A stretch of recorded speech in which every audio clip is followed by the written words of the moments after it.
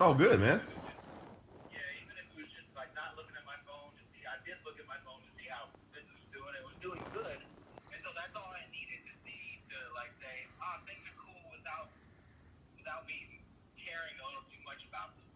Right. Yeah, taking a little time to let things sort of, do their own thing. And I put in so much effort, bro, on my like work stuff that I really don't know what it's like to just let it sit there for a day or two without me putting more effort into it. Yeah, I mean that's the part, man. Like people scared at the beginning to sacrifice to do hard work so they'll be able to relax later. That's Yeah, you know. now I'm it's the opposite. yeah. Now it's like Hmm? the hard work is a constant. Right, right, right, right. Yeah, when you're doing it for somebody else, yeah, the hard work stays constant, man. Yeah. The beauty of it is, man, the more work you put in the beginning, the more you'll be able to relax in the end, man. Yeah, I feel like I'm starting to catch tiny glimpses of what that's like, and I like it. So I know I got to go full steam ahead, like when I am working now, when I am putting maximum effort. Like I go all the way in, knowing that that effort will pay off for me long term. Oh, definitely, man. Yeah, and man, let the book play out itself. Like people try to force Yeah, it, don't force it, man. Just yeah, I mean, if when you look back, like you probably like, man, like I'm doing real hard work. But imagine the shit that you was doing 3 years ago, bro. bro. Yeah, yeah. Yeah, Like in my work, in what I do specifically, the hard work has been in the last year to 2 years. Because at first I was getting the traction going. So yeah, it was a lot of man hours and there was a lot of time going in. But I didn't have everything figured out. So I was right, like, poking around. I was trying different things. I was seeing how this worked, how that worked. And then I established like a good routine and a good flow. And then I just did that for like the last 2 years, and it's given me great things in return. And today was the first day that I can remember where I said, chill with the work routine. Just like, yeah, just take a day off. Take a day off. right, right. And it was dope, man. It's not done yet. I got me a little date around 9 o'clock. So Oh, hey, cool come shit. on, yeah, man. It's a great day to do it. Yeah, man. It's like Uh, all the shit that I want to happen today has happened, including this conversation. good, bro. Yeah, All man. the shit I wanted to have happen. I might go to the casino tonight. Fuck it, huh? Fuck it.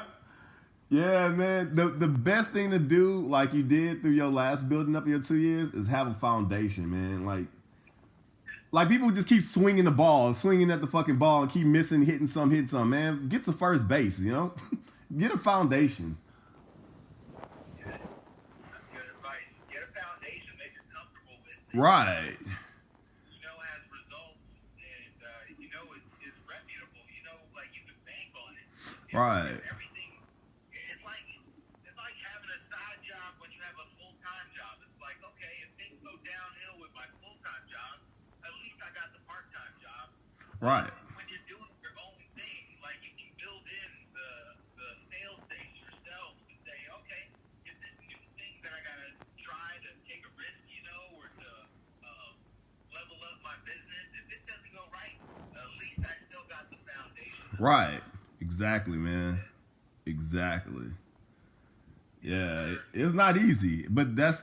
I mean, I think that's the fun to me. Not everybody thinks like me. The fun part is the figuring out part, man. But once you get that foundation, it's beautiful to watch the plants grow. It's like you done find exactly where to plant those seeds at. Yeah, you got the soil; it's fertile, Oh and yeah, you picked the right place to plant the seeds. You got all your seeds planted. You're planting more seeds, but now you get to at least watch some of the stuff grow without you. I mean, you got to water it, right. but But you that's have that's the time easy and part. frequency. Yeah, that is the easy part. That's true. The easy part is watering. Very true. Right. Yeah, man. I'm happy you stuck with it, Pretty good man. analogy right there. Yeah, thanks, man. Appreciate it. Because a lot of people Pretty would good give up. analogy, bro. Huh? I like that analogy. I like that analogy. The watering the plant.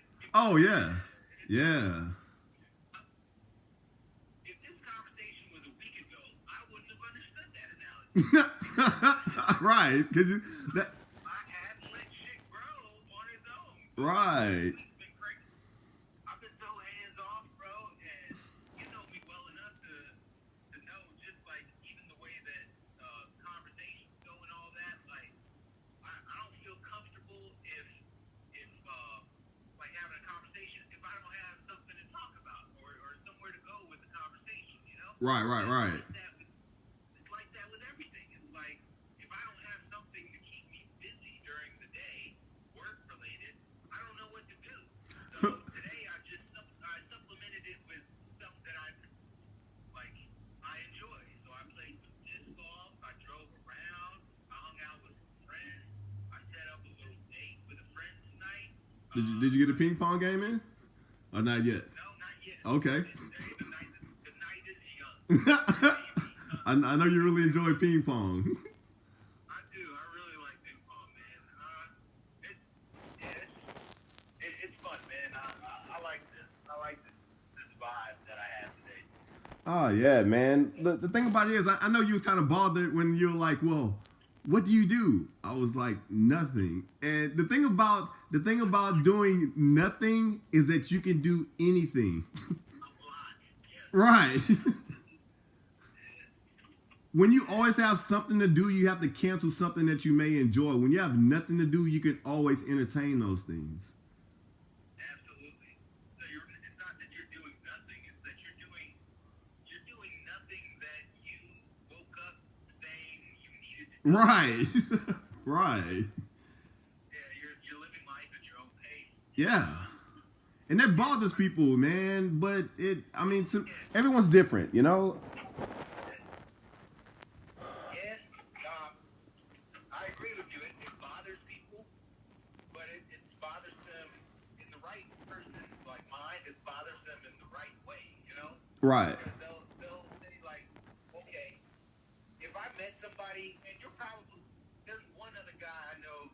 I mean, he's a multimillionaire, has his own like resort ranch, secluded in the middle of nowhere, but he built that place on the back of a software business that he's still very heavily involved with. That takes up a lot of his time. Yeah. I mean, he is working there 50 to 60 hours a week in order to uphold like this whole side work dream that he has created along the way. Right. I respect that. I respect that fully, but even he doesn't have like the free time. Like when I try to have a conversation with him or something or text message, he's the type who's like, well, I'm at the bank right now, but I'll have some free time in a few hours. So let me call you back then. And it's like, I see. Like even this guy who I look up to as a mentor when it comes to this business strategy, he's not where I'm at when it comes to freedom. As much as I think he is, like you really don't know that, like until you can spend time with people and you like get a gauge for their flow of life. Like you really don't know how free somebody is. Right. Right. You talk to them, yeah, People look at like Elon Musk. They're like, "Oh, he's the richest man in the world." But at the same time, this dude's working like 80 hours a week. non-stop, bro, and he's got to uphold his public image. Right. You know, social media, everyone's You become a new slave. Yeah, absolutely. 5, 6 different companies. There is such, and again, this is a biblical quote. The fact that the gates to heaven are very narrow, or the eye of the needle. Like, Right. Right. Get in heaven. when you incorporate that into take the word heaven out of the equation and all the connotation and the interpretations of that word, but you can just say like living a free life. And, Right. if you ask 100 people, what would heaven on earth be like if you could have it today? It would be doing whatever I want. Right. That would be like their answer. Right. That would be their answer. And so, like, you apply this logic, and it's difficult to get there. But all it requires is you taking ownership over your life and accountability over it. Yeah. And saying, okay, if I want do this. It's not a lottery game. It's not like you can't win the lottery at freedom. You can't. Right. Yeah, maybe if I just fall into a situation, even people who inherit millions of dollars and all that. I mean, if you inherit $5 million, that's like on the low end. But if you're a middle class or upper class citizen, whatever, who has a terrible tragedy in their family and they inherit a large amount of money, and you're like 35 years old, that money is only going to last you X amount of time. Oh yeah, So yeah. you still have to have a backup plan along the way. And the crazy part about that shit is, even though you make a lot of money, let's say like you become like an NFL player and you make so many millions, you still become a slave. A lot of them, not saying all of them, become a slave to their image. They have to have the mansion. They have to have the Ferrari. And once they get that, they become a slave to the notes, because now they have to upkeep this image for the rest of their lives. You become a new slave, man.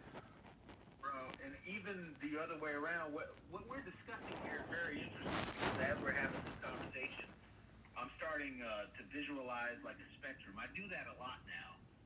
As I'm having the conversation, in order to listen better and in order to evaluate like all of the variable opinions and perspectives that can be had, I'll ask myself as I'm talking, like, where does your opinion on the matter fall on the spectrum, and where does my opinion fall on the spectrum? That's good. Where does our lifestyle fall on the spectrum?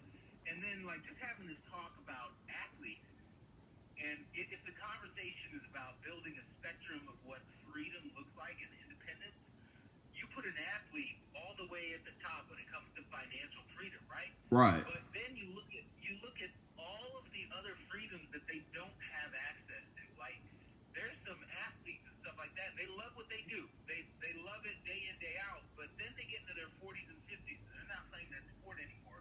They almost have to remain involved in that sport. Right. Whether it's through like a talk show.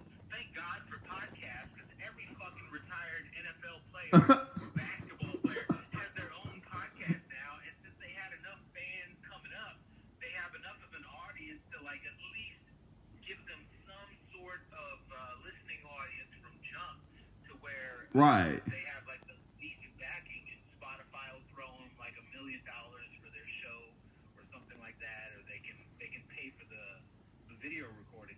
But even then, they're like committed to having to talk about that and Right. talk about this and do it for a living. So yeah, freedom is a motherfucker, man.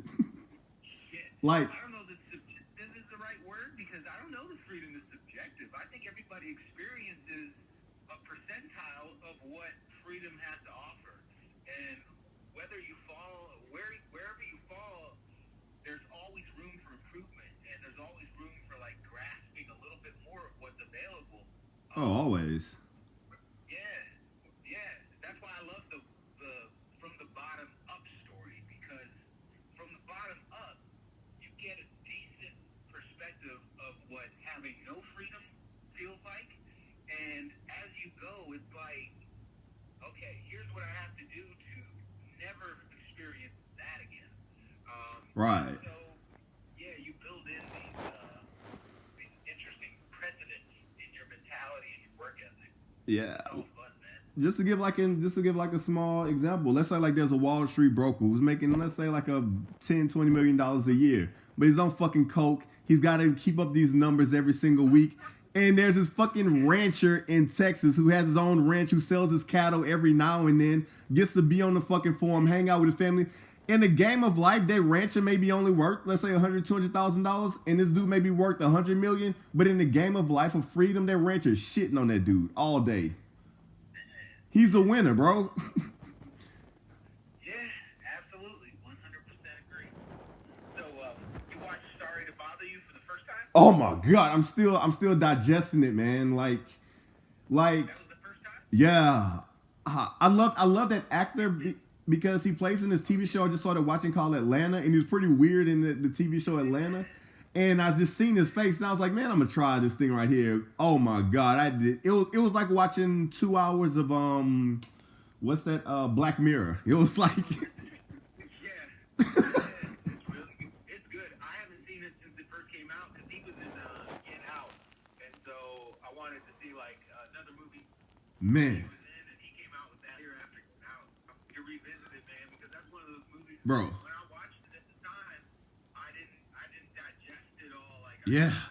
Dude, for us, if you revisit that movie, because I still haven't, I think that's a Thanksgiving dinner for us, bro. Like, I think we could eat on this thing for weeks. Okay, all right, I'll do that. That's got to be next on my list. Do you sort of remember the ending when they was transforming to like centaurs? The half man. They transformed into other animals, and they were down in like some like underground facility or a Right. area. Like that. I don't remember all that.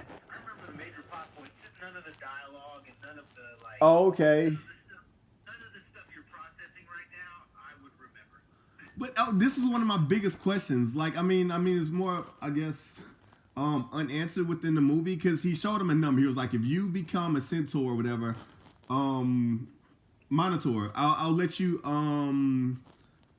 whatever the fucking animals they called inside the thing, whatever. You know, let's say they half an animal, whatever. I will give you $100 million, but you have to be their Martin Luther King. You know, like show them that there's freedom. Okay, but my thing is, he rejected the idea, and at the end, they showed him going inside the rich dude's house, saying sorry to bother you. My big question is did he take the money and he's acting as Martin Luther King, or did he really reject the idea of turning people into half animals?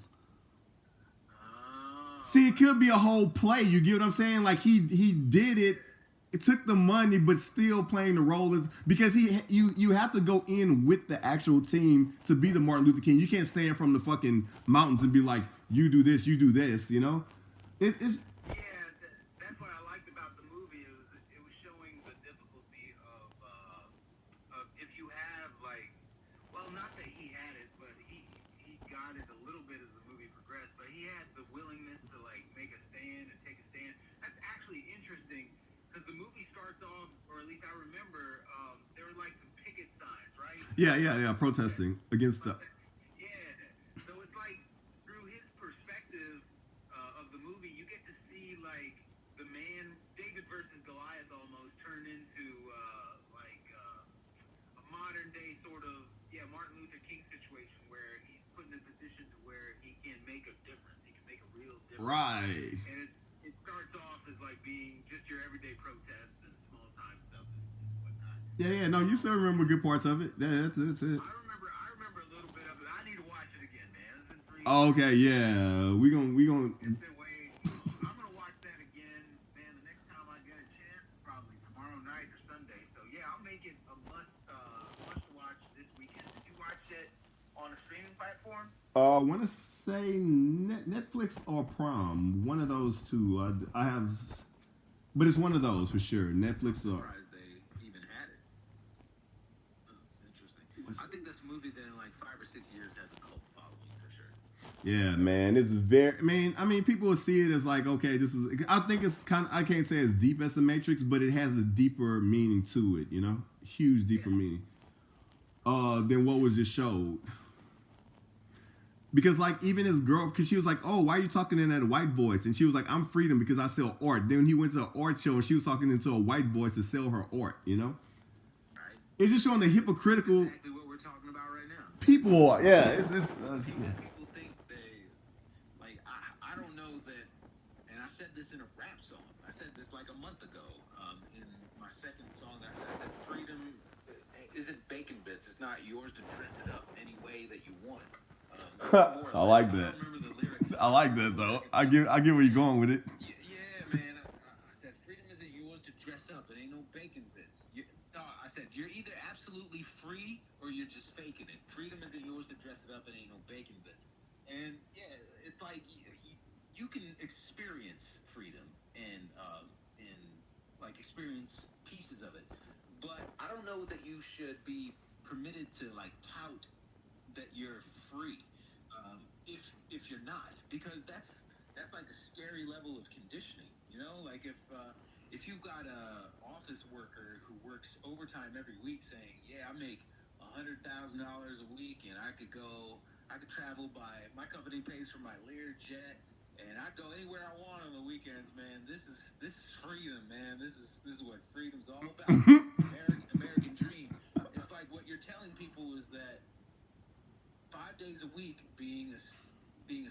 slave or being indebted to your company that you work for is worth it if you get to experience 2 days a week where you can do whatever you want. Right. That's not how it works. It's not. That's just not how it works, man. Because the body doesn't, the brain doesn't understand that. I think freedom is more chemical than anything else. I think that's why you get. Honestly, that's probably why people commit crimes. Is because for that moment in time they experience a level of freedom of which the law does not allow, and it messes with their neurology to a point where they're like, "Oh, I like this." That's cool you said that, because I read a study a long time ago of why people love watching mafia movies. It's because it's showing their sign of freedom because they're going against the laws that we're trapped under. The most popular game in the history of mankind, the most copies sold out of any franchise in the last 25 years. You can do anything you want in that game that you can't do in real life. None of it. So why do you think I love it. They're hooked to those games The freedom. all day, every day. Because, freedom. Because the brain doesn't know the difference. The brain doesn't know that you're playing a video game. The brain does not know Right. what a video game is. It doesn't have comprehension. Your consciousness knows what a video game is, but your brain chemically doesn't Right. know what a video game It's still releasing dopamines, you know? yeah, you're skydiving. You don't know how to skydive. You've never been skydiving. You can't say it's like that's the criticism I have of people who spend a lot of time online, right? And they're like, oh, anything you can learn in real life, you can learn online now. I'm like, yeah, that's true to a certain degree. If you watch, 10 hours of how to speak French on YouTube, it's kind of like sitting in a classroom Right. and hearing a teacher. But if you go to Paris, France, and you watch a 4K video of it, and you watch it for an hour and a half, and then you watch restaurants of Paris, you didn't go to Paris. No, you didn't. But your brain does not know the difference. So, we're tapping into something crazy here, but it's also very surface level stuff. It's very basic. It's just nobody really comprehends it fully. But I think the bigger picture of what consciousness is a much more like total package. To where, you experience something physically, you experience something mentally, and then once you have those two, you sort of have the conscious awareness of what it is, and it works itself into your brain.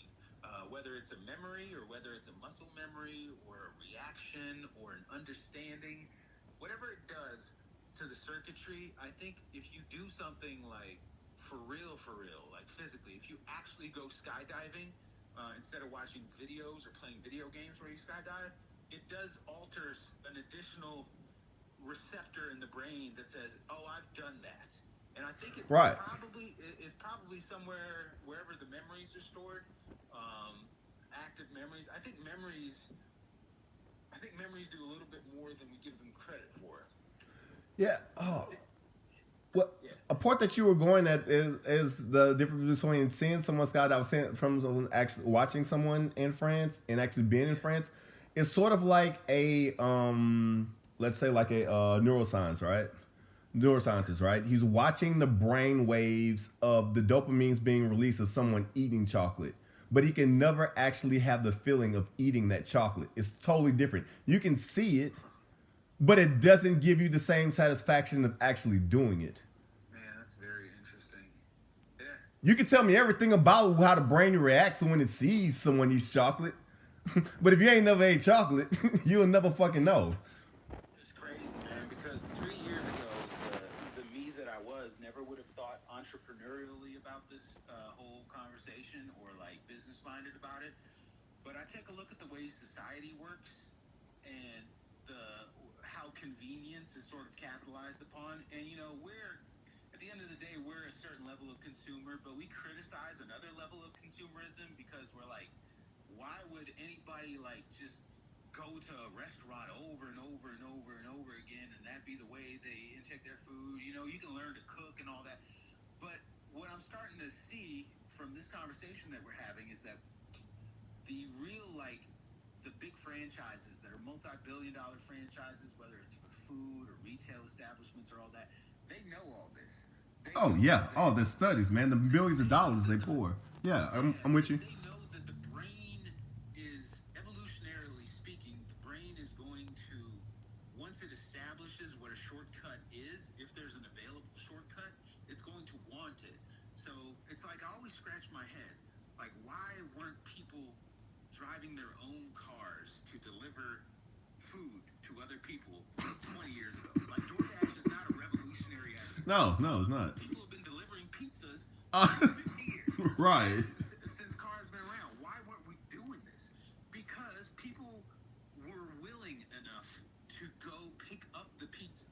People were willing enough to go pick up the fast food at a place and bring it back home. To go, is this for here or to go?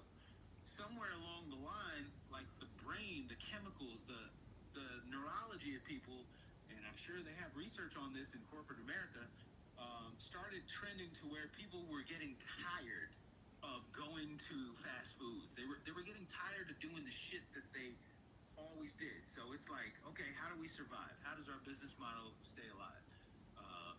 We just bring food to. How do we combine what exists and what people are tired of? Oh well, pizza delivery has been around for 30 years, so why not just deliver all food? Right, right. And now my mind is working like, what's coming next? Like, what are people gonna get tired of that even more convenient? Right, because you think like every single time you're like, well, I have a computer at my house. I have the freedom of the world. And you're like, man, this is the ultimate freedom. Next thing you know, it's on your fucking phone. You know? Yeah, right. Even faster speeds. You know? And, the next thing would have to be, it's gonna have to be directly in your brain, right? Oh, yeah, yeah. Yeah. So I mean, you already talked about telepathy. So that's, yeah. I really think that's the next step. To, Yeah, absolutely. Absolutely. To have a chip in your brain that connects to the device is next. oh, yeah. Yeah. I think telepathy gets developed from that point on, but first, like being able to walk around and say or even think like order a pizza from Papa John's. And then Right. you see like an AR bubble that's like a comic book style bubble that pops up in augmented reality. Yeah, you sound very primitive. Because the thing about it is, if you just throw telepathy at the first stage, a lot of people are going to reject it because it's too far-fetched. You start with that basic primitive stuff, kind of like what Elon Musk is doing with Neuralink. He's not saying I'm going to throw telepathy inside of my even he probably can, he probably can't. I don't know for sure, but he's saying right now I'm going to heal depression. I'm going to heal paralyzed people. You know, it's more of a health thing to get people acclimated, and then you put the bigger picture inside of it.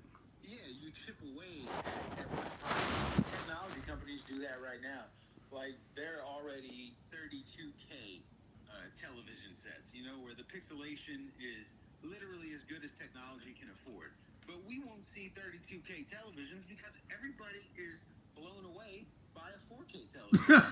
Right. Like, 4K is already ahead of what we've been used to for so long. But you see, that's not living in real time. So that lets me know, like, we can do a lot of cool shit right now, probably even with our brains, that just because the masses aren't there yet and because it doesn't fit a capitalism like style of economy where everybody's just going to be on board. Like, if you introduce telepathy tomorrow, everybody's going to be like, yeah, telepathy, bro, awesome, it's fucking awesome. And they're just going to know how to do it because it's like something that you got to grow into. Right. Like playing video games, bro.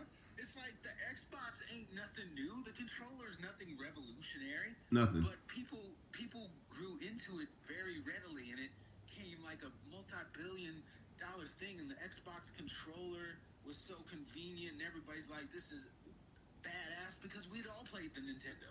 We all Right. two buttons and the little four arrows felt like. And then we played the Super Nintendo, and we knew what adding like a button. Yeah. Yeah, and then we played the PlayStation and PS2, so we knew what triggers felt like. And so then Xbox comes along and it says, you got all this, so you got triggers and all that. It's all like little progresses here and there. Right. Yeah? Yeah. People who are progressing crazy, like the people who are progressing at their own pace, are they not the pioneers of everything? Very true. They have to be. Somebody has to be. Like, where do the ideas for technological leaps come from? They don't come from pure inspiration. I think they come from people who have tapped into what progress feels and needs to be. Yeah. This is kind of off subject, but kind of on subject. I don't even know if we did have to talk, or if you did watch Prometheus. Oh yeah. Do we have to talk? Do we have to talk about it? No, we haven't talked Prometheus, but I've seen Prometheus at least 3 or 4 times. I mean, how I'm not saying there's an alien among us, even though I think Nikola Tesla was, but Yeah, the beginning, the DNA. yeah, how the aliens will come like every 4,000 to 5,000 years. They put the DNA, and then they will come back and they'll come to Earth and they'll check on what's the progression on our people, and they'll add like a new technology, and then they'll go back and that's why they had like 4 or 5 different caves with the same engineers, whatever you want to call them, from the thing. But did you know the dope part of Jesus in that movie? Oh no, what? Bruh, this is so stupid on Prometheus part. So okay, there's a part inside Prometheus to where the engineer wakes up, because that's what the aliens are called. They call them the engineers because they engineered human design, whatever like that. So the engineer wakes up and is going back to destroy Earth because he's been sleeping for 2,000 years, and they were like nobody even, he said because you tortured someone 2,000 years ago. And I'm like, are they referring to Jesus? I'm like, I don't want to be a dude that assumes, you know. So the thing was, I actually went to the actual scripts that didn't make it inside of Prometheus, and the linguist that made the translation of what the alien was actually saying that we don't actually hear. The thing was, they took Jesus into their planet, showed them the perfect way to live, brought him back to the Earth people, and he said, "Y'all crucified him." And Hey, that makes sense, bro. Yeah. I mean, dude, it was like 5 minutes of dialogue that got deleted out of Prometheus. Yeah, man, that's crazy. I never thought about that because we always that's what happens with any of the pioneers when it comes to enlightenment ideas, or at least historically speaking. I don't want to say that happens now because No, MLK, Malcolm X. yeah, because of the information age that we live in, and the fact that if you want to learn a foreign language and you want to develop language skills, you can do it within a month or two. So if somebody comes at you with a crazy, ridiculous theory on the planet or on some way of thinking or some level of consciousness, like, yeah, you can chastise and exile this person, but you can also try to prove them wrong within a month or two, or prove them right. Like, the impetus is on them to prove themselves right, of course, if they have something crazy that they're suggesting is a reality. But Right. as a naysayer, it's not like the old days. It's not like you have to deal with that person making all these claims, like, say, Jesus, for example.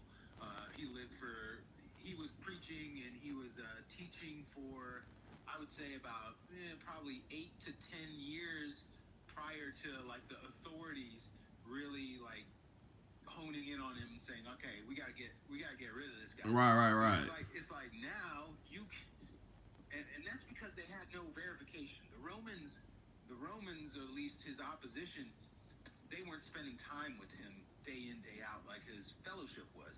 So what they saw was like a heretic of sorts, or somebody who had a lot of power and influence, who was rising and rising and rising. But nowadays, what we do is we take, and here's an interesting analogy. You look at a celebrity, for example. Those could be like modern day versions of that figure for a lot of people, you know? Oh yeah. They garner attention, they garner following, et cetera, et cetera. But then what we do is we stick them under the economic model that we live in, and we say, okay, LeBron James is going to make us a lot of money because he's the Jesus of basketball. Right. Yeah, It's money driven. exactly. Hey, give me 30 minutes because I got to do a little bit of shopping and I got to shower and all that. But I'll be free to have this conversation and continue it in about 30 minutes. Okay. All right, call me when you're ready. All right, bro. All right.